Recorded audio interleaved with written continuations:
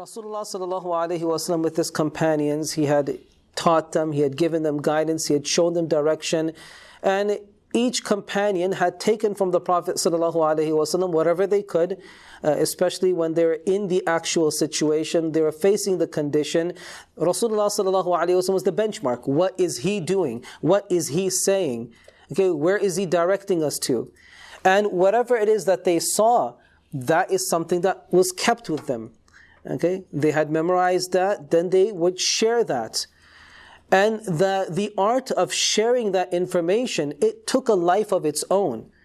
Okay, this whole science that we're talking about, this hadith science, is something that evolved over time into what we see it today. So first it's just going to be a matter of sharing the guidance of Rasulullah sallallahu alaihi wasallam. That's why how many times are you going to come across narrations where a Sahabi like Abu Hurairah radiallahu an, or Ali radiallahu an, in the middle of nowhere, or Abu Darda radiallahu an, all of a sudden spontaneously they're just going to do a wudu demo.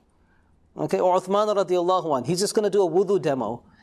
And in that demo, he's going to show what he had observed of Rasulullah sallallahu alaihi wasallam's methods, and then after they're going to say, well, this is the way Rasulullah sallallahu alaihi wasallam did it.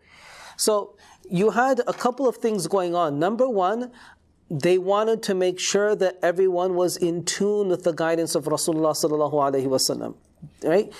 Because now that the Prophet ﷺ has passed, you have the generation of the students, the Sahaba radiallahu ajma'in, who are now basically charged with leading this deen, right, to the next level and spreading it to the four corners of the world within their capacity. They obviously are going to have to get people connected to the person that has brought us the guidance, and that is Rasul sallallahu alaihi wasallam. So these were ways in which they would share that information by doing demos, by sitting down and sharing whatever they can recollect from a particular incident, or when something has risen, then certain Sahabas would be a reference point. Well, you probably have more knowledge of this, so we're going to consult with you. For example, when it comes to domestic issues, how many times are Sahaba referring to Aisha radiallahu anha, Salma radiallahu anha, that what did you observe, what did you see, or what did you grasp from the Prophet sallallahu alaihi wasallam's actions within this particular scenario? So the point I'm trying to drive home here is when it comes to our Islam, Rasulullah sallallahu alaihi wasallam is our primary reference point. And everything after the Prophet ﷺ is just to add clarification on application. Okay?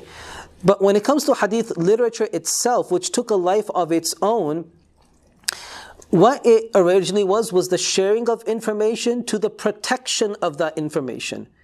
Making sure that what has been shared is going to be preserved, and it's not going to be adulterated with, it's not going to be messed around with.